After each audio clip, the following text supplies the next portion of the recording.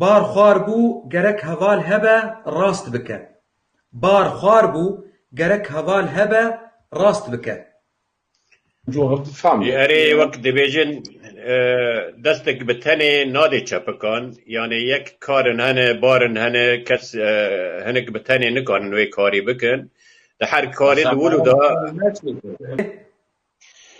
ما قلت وقت دبیجن دستک بتنی نادی چپکان یعنی کارن هنه وکی دبی کارن گشتینه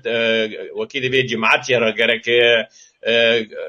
مریض را گرکنه کسن هنه کارن هنه تنکانه بتناساری خواب کی نمازجی اگر بارت خوار بی بارت کات دوی حوال انتهبن و باری بتر راکن و بارت دوغره بکن دردن جار ناجی هاو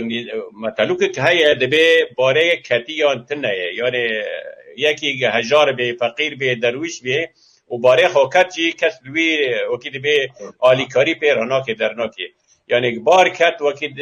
تی خواستن گرک هنک هبن بتر آلیکار بن یعنی وک ام بین دوزا گلی ما اگر ام دستی خاناتن هفته ام به هفته را خبات نکن کس بجبر ما و باره مرا ناکی در ناکی بار سر ملی مایه و باره ما خور بیه دوی ام دستی خوابتن دستی هفتهش بو ام باره خراب بکن در بکن اواجی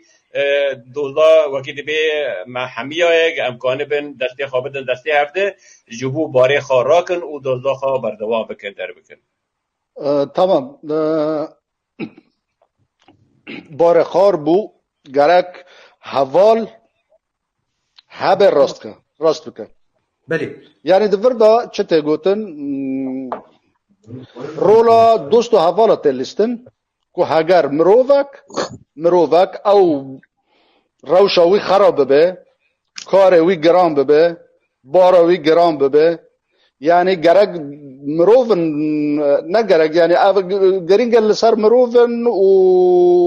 و دوست و ناسیوی رولک خابلیزن جبو که و گرانی بارگرانی لسر سفک بکن اف یعنی وانی ته گوتن اف دور دا ام دبیجن بار کو خار ببه لیکو بار بکه و چه ببه مسئله دور دا یا دبی حواله بارکتی اتنه یا یعنی جمع ورد بیشن اوجی بطلوگا کردیه یعنی پیونده کردیه جبتا ہے یا ذکریه